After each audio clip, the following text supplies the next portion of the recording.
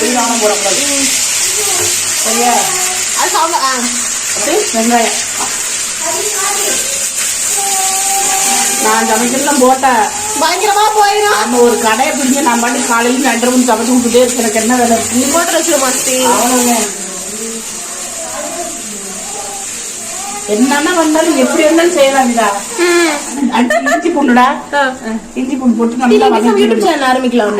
இது மிளகு சீரகம், அத டேஸ்ட் நல்லா இருக்கும். இது அல்லவா ரெசிபி எப்படி கதை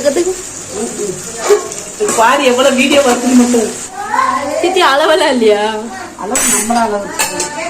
இது என்ன சித்தி? இதுக்கோ இது என்னன்னு நம்மளே வச்சுக்கிறோம். என்ன வைக்கிறது?